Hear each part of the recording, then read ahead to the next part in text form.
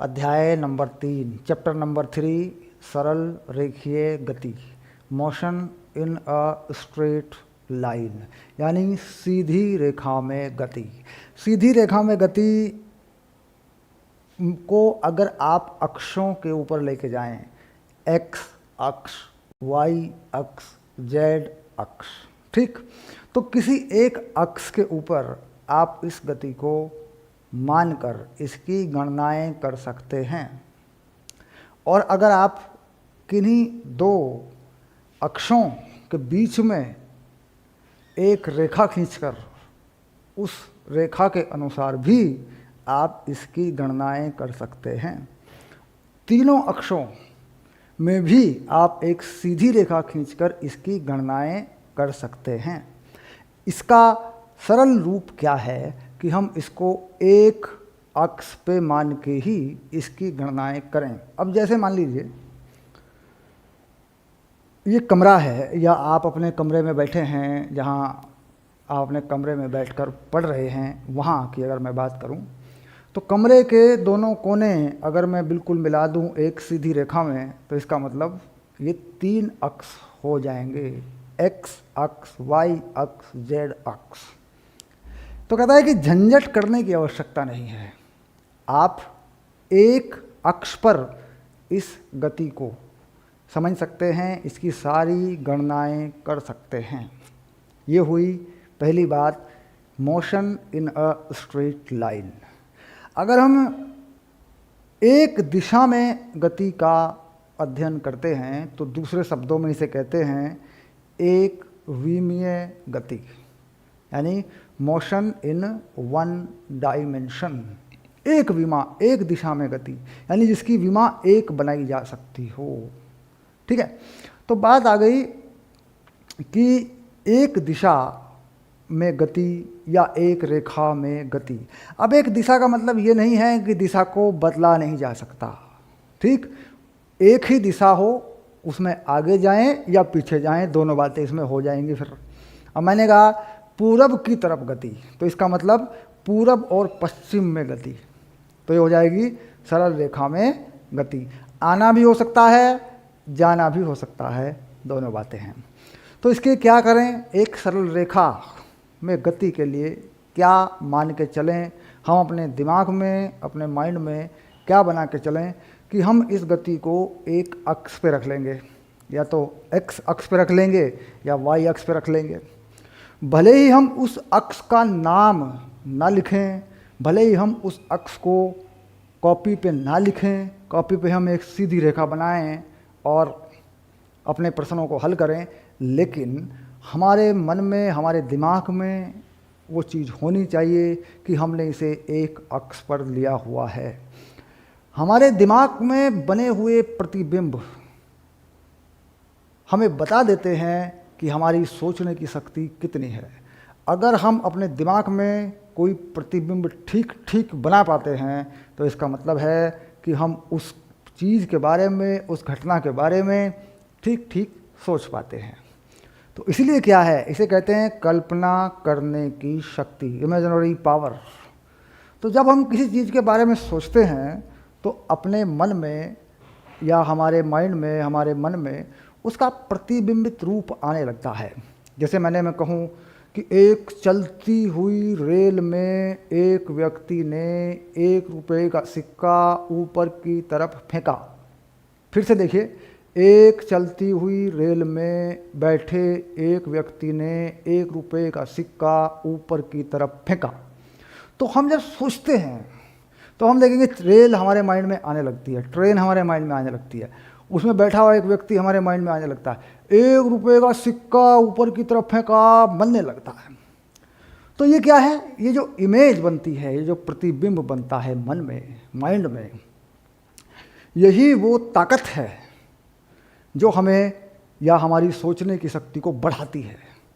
हम सोचना चाहते हैं लेकिन प्रतिबिंब नहीं बनते ठीक ठीक, हमारा दिमाग ठीक ठीक योजनाएं, ठीक ठीक ट्रैक, ठीक ठीक विधि निर्मित नहीं कर पाता, तो हम नहीं सोच पाते और हम सवालों को हल नहीं कर पाते। किसी घटना के होने की कल्पना करना ये हमारे दिमाग में होता है। अब खैर ये हमने बताया कि एक अक्ष हम अपने माइंड में रखेंगे, हम उसे x माने, y माने या z माने, और उसे एक सरल रेखा मानेंगे। उसके ऊपर गति होना, उसके ऊपर वस्तुओं का चलना, आना और जाना, उनमें कितना वेग है, उनमें कितना त्वरण है, वो सारी बातें हम इस अध्याय में पढ़ेंगे। ठीक, अब लेते हैं बुक से, देखते हैं कि इसका पहला टॉपिक क्या है। ये कहता है स्थिति, पथ लंबाई एवं विस्थापन। पहला हेडिंग है स्थिति, पथ लंबाई एवं विस्थापन। ठीक,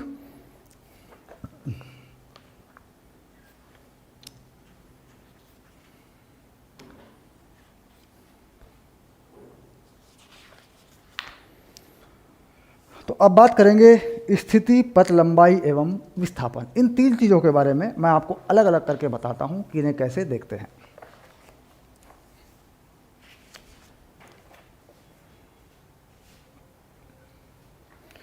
सबसे पहली बात है स्थिति।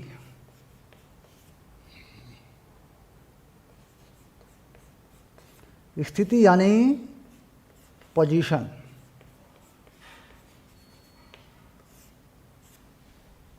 अब हम बात करेंगे कि जो पोजीशन है वो कैसे लिखी जाती है, वो कैसे बताई जाती है। अब हम इस पर बात करेंगे, इस पर विचार करेंगे।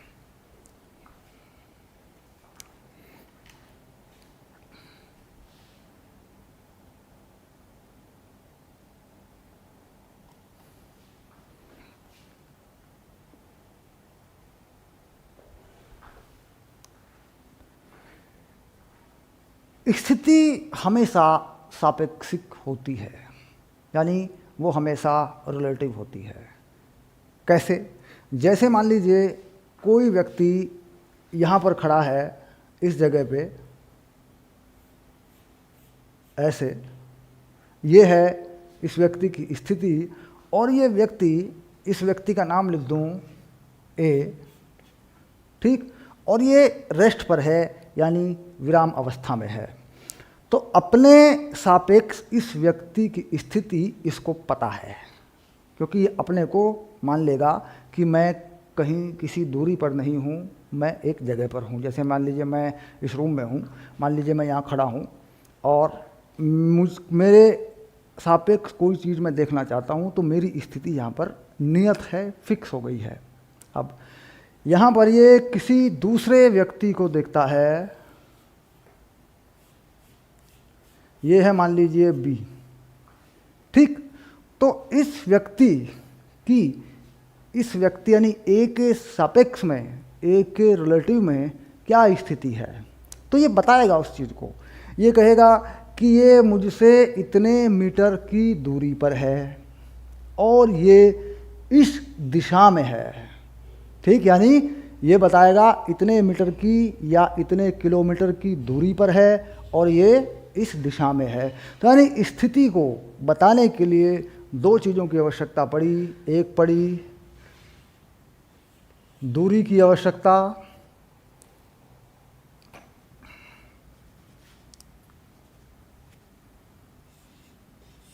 और एक पड़ी दिशा की आवश्यकता।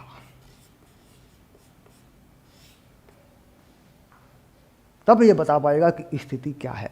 अब हम क्या माने? क्या हम ऐसे ही एक व्यक्ति, दो व्यक्ति मानते रहें, या हम कोई ऐसा बिंदु फिक्स कर दें, नियत कर दें कि जहाँ से स्थिति देखी जा सके? तो कहता है ऐसा बिंदु आप फिक्स कर सकते हैं, वो होता है अक्षों पर मूल बिंदु। एक्स अक्ष, वाई अक्ष पर एक मूल बिंदु होता है जहाँ पर 0 0 0 यानी इसको 0 0 पे 0 0 पे रखा जाता है, उसके हिसाब से स्थिति बताई जा सकती है। अब देखो कैसे।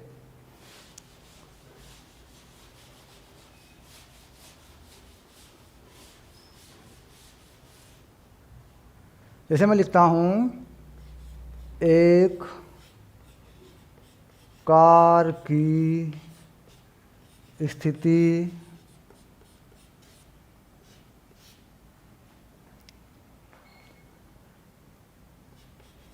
इस प्रकार है कि वह समयानुसार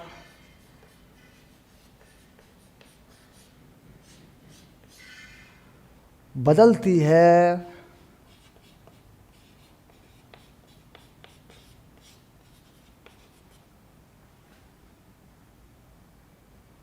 स्थिति को बना देता हूँ x और समय बता देता हूँ 5t, जहाँ x मीटर में तथा t यानी समय ये है सेकंड में है। ठीक, यानी इस समीकरण से या इस व्यंजक से हम ये पता लगा सकते हैं कि कार किस प्रकार चलती है, उसकी स्थिति कैसे बदलती है। अब देखिए जैसे x 5t, अब मैं बनाता हूँ इसको ऐसे, मान लीजिए ये है x और ये है t। तो बड़ी सरलता से समझ में आता है कि जब समय 0 है तो कार यहाँ 0 रखेंगे, इसमें समय का मान 0 रखेंगे तो 5 गुणा 0 यानी कार आ जाएगी 0 पे। ये देखिए ये कार हो गई 0 पे। अब अगर मैं इसमें 1 सेकंड का समय रख दूं तो कार पहुंच जाएगी 5 गुणा 1 5 मीटर पे। तो यानी अगर 1 सेकंड की बात करूं तो कार पहुंच जाएगी 1 सेकंड में, यहाँ तक मान लेता हूं 5 मीटर पे।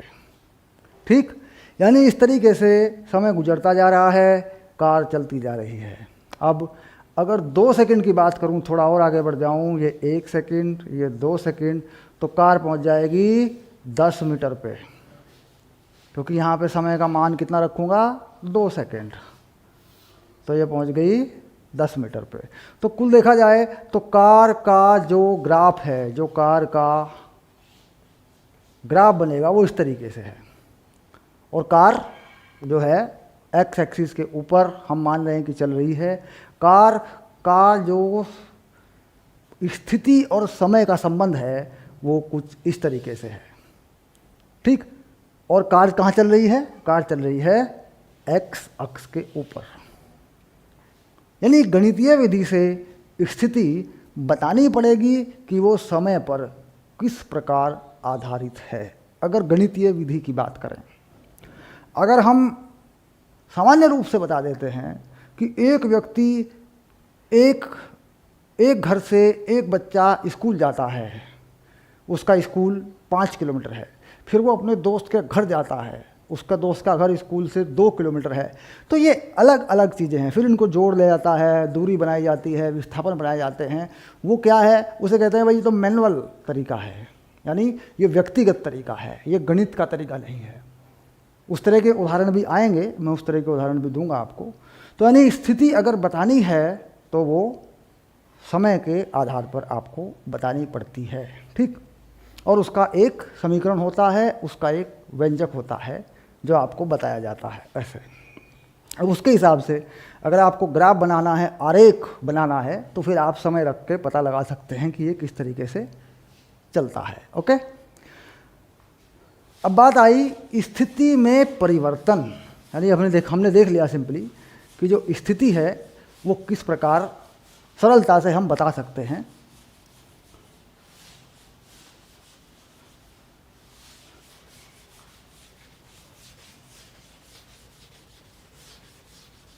अब स्थिति के बाद आ गया विस्थापन। विस्थापन यानी स्थिति में परिवर्तन। विस्थापन अंग्रेजी में कह देंगे डिस्प्लेसमेंट। ठीक, इसका मतलब है स्थिति में परिवर्तन। स्थिति में परिवर्तन यानी कहाँ से कहाँ गति हुई। अब जैसे मान लीजिए विस्थापन की बात मैं करूं, मान लीजिए ये है कोई स्थिति ए और ये है कोई दूसरी स्थिति बी। ठीक, अब ए से बी तक जाने में कोई भी रास्ता तय किया गया हो, मान लो ऐसे पहुंचा हो, रोड ये है, रास्ता ये है, विस्थापन क्या है? केवल स्थिति का परिवर्तन है। यानी ए से बी तक सीधी रेखा में जो रास्ते की लंबाई बनती है, अब वहाँ रास्ता हो या ना हो, ठीक, उसे कहते हैं विस्थापन। यानी दो बिंदुओं के बीच की निम्नतम दूरी, वो भी दिशा के साथ में, ठीक। यानी दो बिंदुओं के बीच जो छोटे से छोटा रास्ता है, जो छोटे से छोटा पथ है, उसकी लंबाई वो भी दिशा के साथ में। यानी देखा जाए तो विस्थापन एक सदिश राशि है। सदिश राशि मतलब उसमें दिशा होनी चाहिए, डायरेक्शन उसमें होनी चाहिए। तो इसका मतलब विस्थापन की परिभाषा क्या माने कि दो बिंदुओं के बीच किसी पथ की कम से कम लंबाई, वो भी दिशा के साथ में, ठीक। तो लिख देंगे परिभाषा, दो बिंदुओं के बीच की कम से कम या निम्नतम, है ना, निम्नतम लिख सकते हैं इसको, निम्नतम दूरी विस्थापन कहलाती है।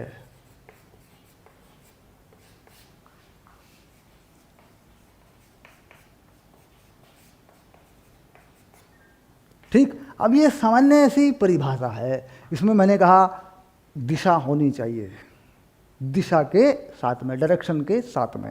लेकिन हम परिभाषा में यही लिख देते हैं कि परिभाषा में क्या है कि दो बिंदुओं के बीच की जो निम्नतम दूरी है वो विस्थापन कहलाती है। विस्थापन का परिमाण है वो, विस्थापन की वैल्यू है वो, उसमें दिशा और लगानी पड़ती है। जैसे मैंने कहा एक्स अक्ष पे गति, तो दिशा हो गई एक्स अक्ष, ठीक। तो ये हो गया सिंपल सी बात, सिंपल सी परिभाषा, विस्थापन। अब विस्थापन में कन्फ्यूज़न क्या है, विस्थापन में गड़बड़ी क्या होती है, वो मैं आपको समझाता हूँ उदाहरण के साथ में।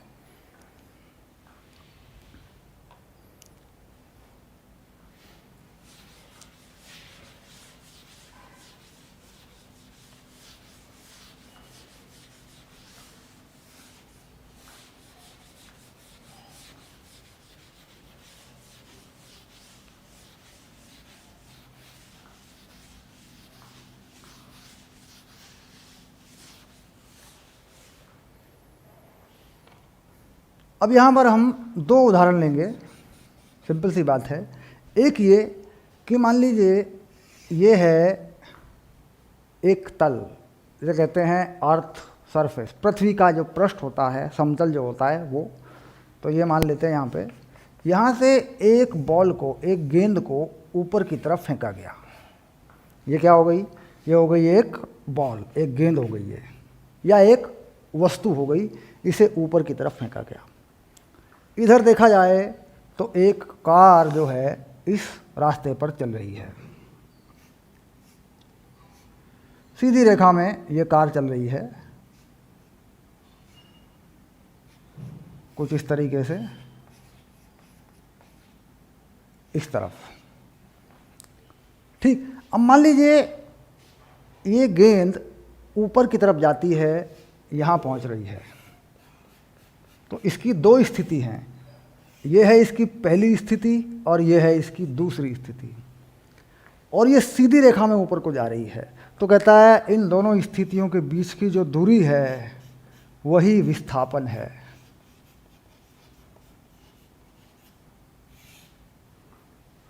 ठीक। अब इस कार को आगे बढ़ाते हैं। ये कार भी एक ही दिशा में चल रही है, वापस नहीं आ रही है। तो कहता है इस कार की भी अगर दो स्थितियों के बीच दूरी देखें तो वो क्या है? वो विस्थापन है। अभी भी कार आगे की तरफ जा रही है, तो ये है विस्थापन।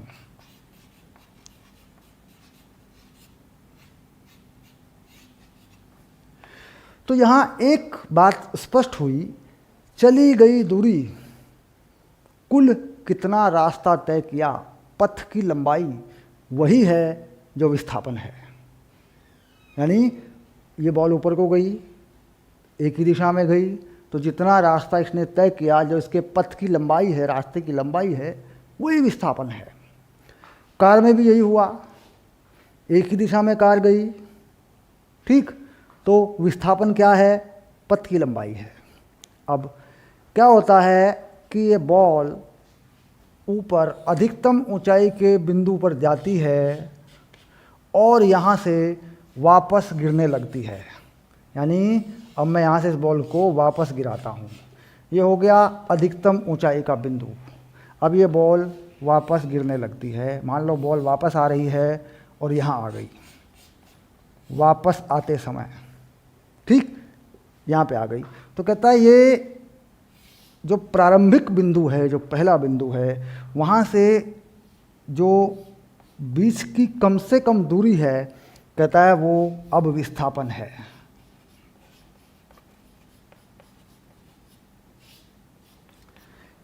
लेकिन पथ की लंबाई कुछ और है। यानी पथ की लंबाई क्या है?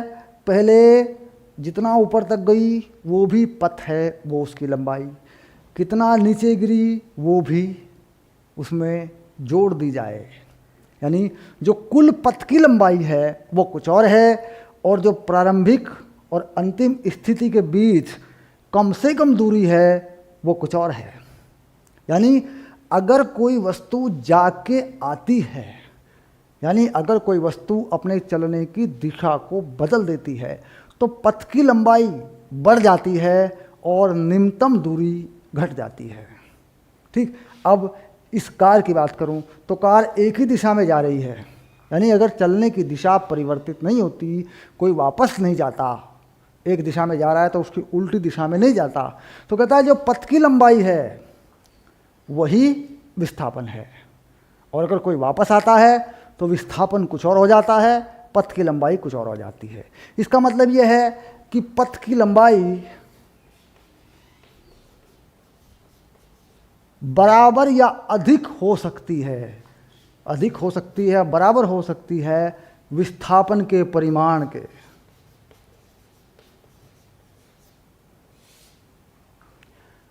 यानी अगर चलने की दिशा नहीं बदली गई तो विस्थापन और पथ की लंबाई के परिमाण जो हैं उनकी जो वैल्यू है वही है, और अगर चलने की दिशा बदल दी गई तो पथ की लंबाई बढ़ेगी और विस्थापन घटेगा। यानी पथ की लंबाई क्या है? किसे कहते हैं पथ की लंबाई? पथ की कुल लंबाई, इसे कहते हैं दूरी, यानी डिस्टेंस। ठीक, अब डिस्टेंस और डिस्प्लेसमेंट यानी दूरी और विस्थापन अलग अलग प्रश्नों में कैसे पूछे जाते हैं, ये फिर जब हम प्रश्न हल करेंगे तब हम इसको सॉल्व करेंगे। तो ये बातें थी तीन: स्थिति, विस्थापन और दूरी, पथ की कुल लंबाई। ठीक, अब देखते हैं कि अगला पॉइंट क्या है, अगला पॉइंट क्या आता है।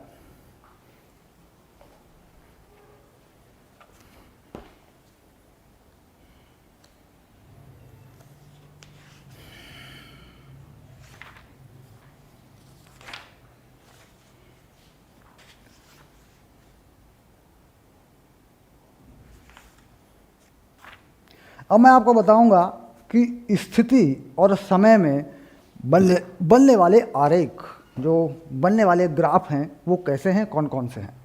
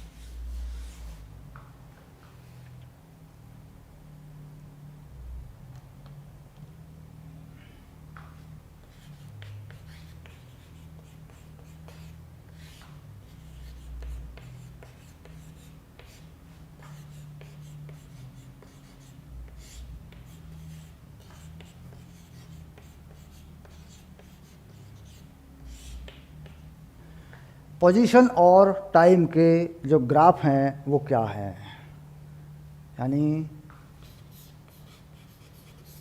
Graphs of position and time.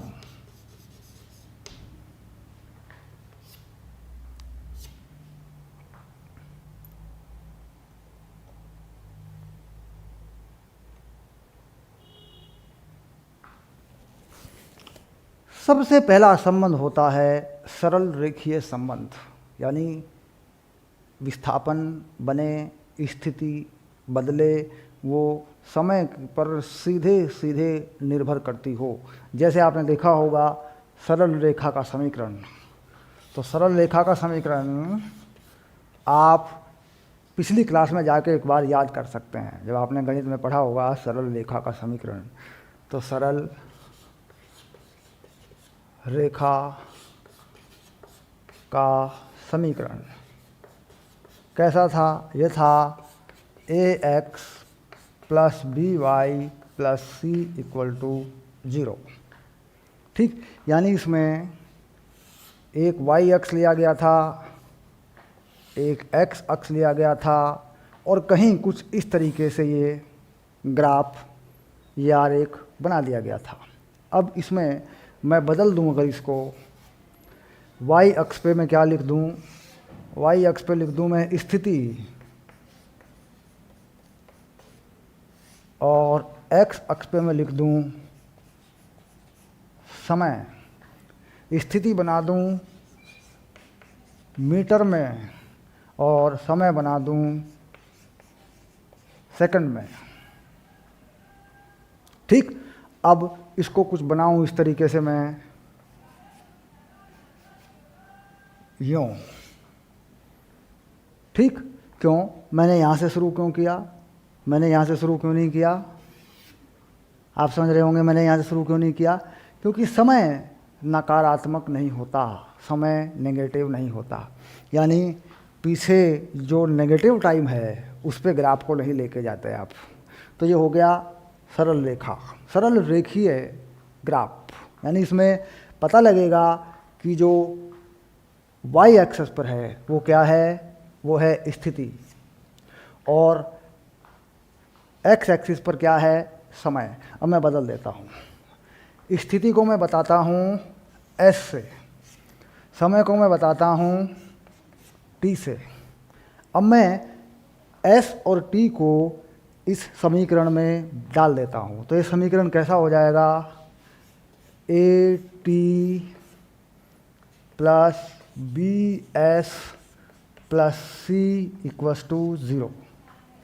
अब ये जो ए बी सी है ये कोई नंबर है, कोई संख्या है। ठीक, अगर मैं इन संख्याओं को इस तरीके से लिख दूं कि s बन जाए 2t, ठीक, यानी c को मैं शून्य कर दूं, a को मैं माइनस में 2 कर दूं, तो ये इस तरीके से बन जाएगा। इसका मतलब ये स्थिति है और ये समय है और ये उसका ग्राफ है, यानी स्थिति और समय दोनों की घात एक एक हो। तो ये क्या है? सरल रेखीय गति, मतलब सरल रेखीय ग्राफ जिसे कहते हैं।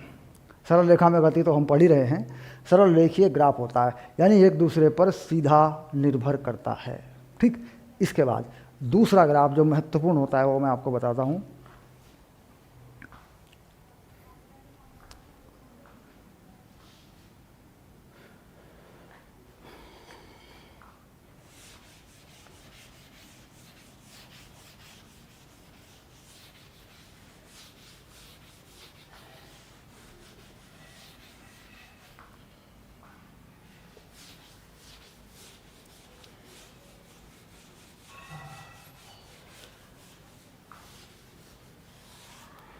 दूसरा ग्राफ कैसा होता है? कहता है जो परवलयाकार हैं, परवलयाकार संबंध या निरूपण। कैसे? स्थिति s और समय 2t का स्क्वायर, s 2t का स्क्वायर। कहता है इसमें जो समय या जो एक्स अक्ष पर है अगर उसका स्क्वायर कर दें या उसे एक रखें इसका स्क्वायर कर दें, इस तरीके से हो, यानी ऐसा भी हो सकता है एस स्क्वायर टी, इधर भी वर्ग हो सकता है इधर भी हो सकता है। कहता है इस तरह के संबंध परवलयाकार होते हैं। इसमें टी में और भी टी के पद कम घातों के लगाए जा सकते हैं, जैसे मैं 3t+5 लगा दूँ, इसमें हो सकता है, क्योंकि ये परवलय का समीकरण है, ये परवलयाकार है।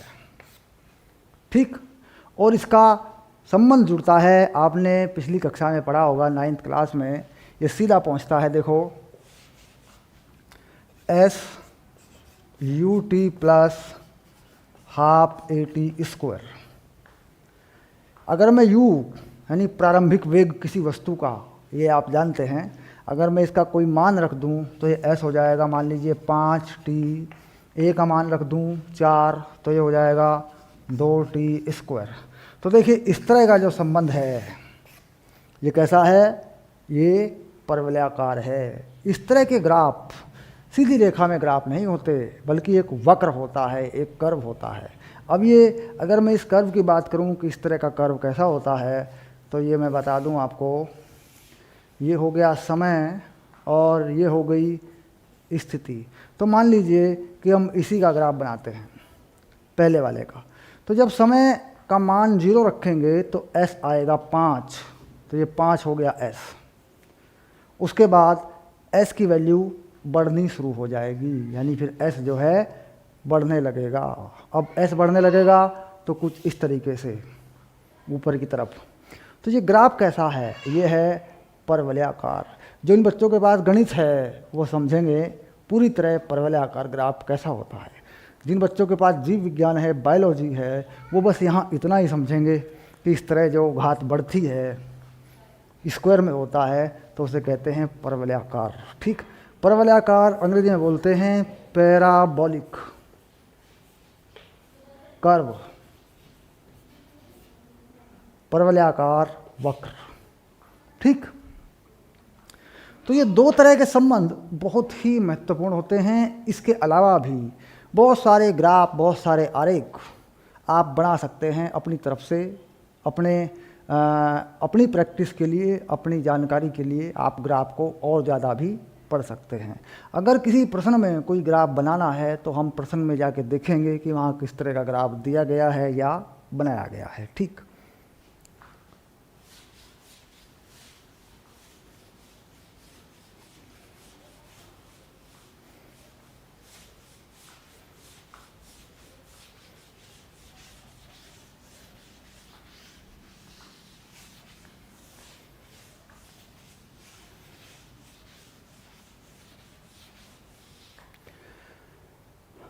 अब बात करते हैं स्थिति और समय के ग्राफ की अनिवार्य शर्त। ये स्थिति और ये ग्राफ, इसकी अनिवार्य शर्त क्या है? अनिवार्य शर्त ये है कि एक ही समय पे दो स्थिति या दो स्थितियां नहीं हो सकती, क्योंकि कोई भी वस्तु एक समय पे दो जगहों पर नहीं हो सकती, दो स्थितियों में नहीं हो सकती। मान लीजिए मैं एक ग्राफ बना दूं इस तरीके से,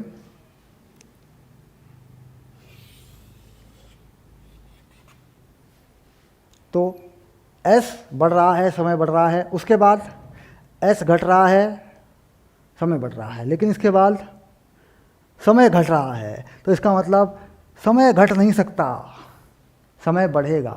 तो इसका मतलब देखिए कि मैं यहाँ बनाऊँ तो एक स्थिति ये है S1 और एक स्थिति ये है S2।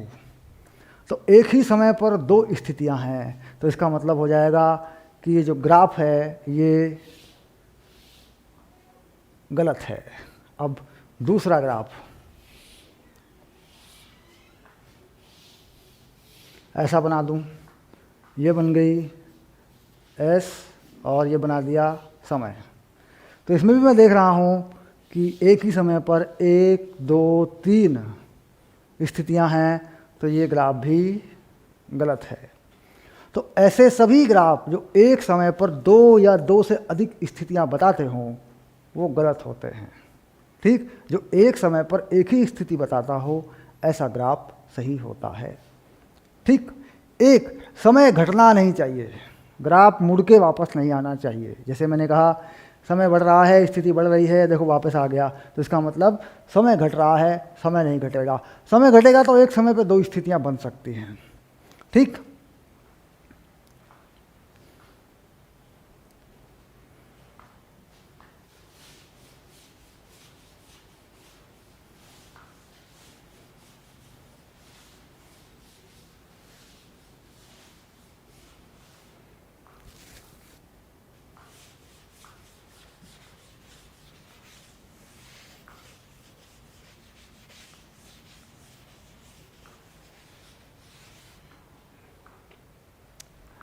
अब देखते हैं कि जो स्थिति और समय का ग्राफ है, आरेख है, उससे विस्थापन कैसे निकलेगा। अब मान लीजिए यहाँ पर मैं ग्राफ बना दूँ स्थिति और समय का।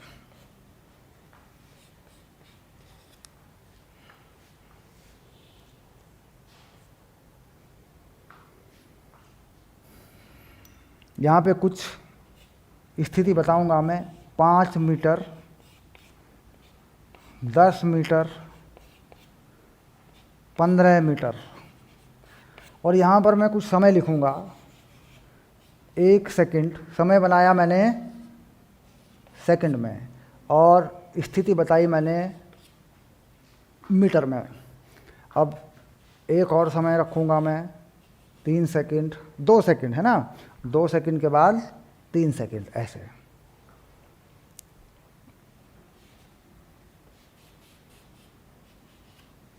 अब मैं इसका कोई ग्राफ बनाऊंगा।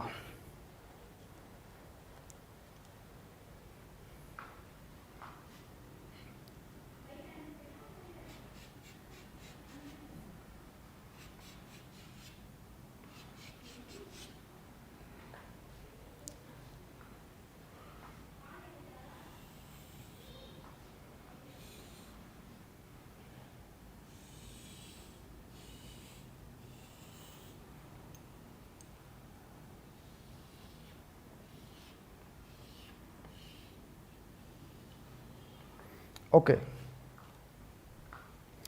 ये कहता है ये ग्राफ हमने आपको दे दिया, यानी कि ये एक सवाल है, एक प्रश्न है, तो इसमें स्थिति और समय दिए गए हैं। कहता है विस्थापन बताइए।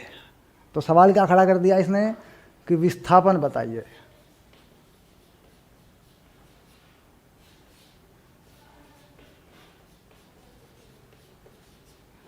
पहला सवाल इसने बनाया, पहले सवाल में इसने क्या पूछा, ए पार्ट में इसने क्या पूछा, 1 सेकंड से 2 सेकंड तक, यानी 1 सेकंड से 2 सेकंड के बीच में कितना विस्थापन है। अब ग्राफ से देखने पर पता चलता है, देखिए 1 सेकंड में कहाँ पर है, 1 सेकंड में ये 5 मीटर पर है, और 2 सेकंड में कहाँ पर है, 2 सेकंड में भी 5 मीटर पर है। यानी ये एक सीधी रेखा है समय के अक्ष के समानांतर, यानी ऊपर नहीं गया, विस्थापन बढ़ा नहीं, विस्थापन बढ़ता है ऊपर की तरफ। जब स्थिति यानी दूर जाने लगता है तो विस्थापन बनता है, स्थिति में परिवर्तन बनता है। अब देखिए स्थिति कितनी है, 5 मीटर, यहाँ पर भी 5 मीटर है, तो ऐसे में क्या हो गया, विस्थापन कितना हो जाएगा, ये हो जाएगा 0। विस्थापन आ गया यहाँ पे 5 - 5 = 0। अब बी पार्ट में क्या पूछा, 1 सेकंड से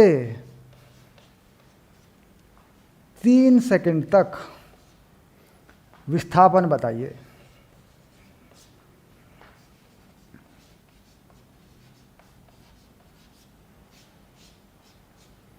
ठीक, अब ग्राफ को देखो एक बार, 3 सेकंड में कहाँ पर है, 10 मीटर, और 1 सेकंड में कहाँ पर है, 5 मीटर, तो 10 - 5।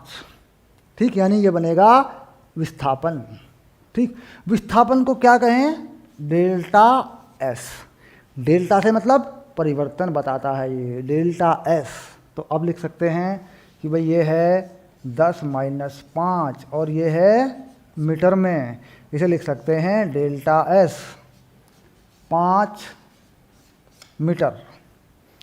तो इस प्रकार स्थिति और समय के ग्राफ पर जो डेल्टा है, जो अंतर है अलग अलग समयों पर, वो विस्थापन है, उसको इस तरीके से निकाला जा सकता है। यानी ये भी बात सिंपल है, साधारण है, सीधी है। ओके।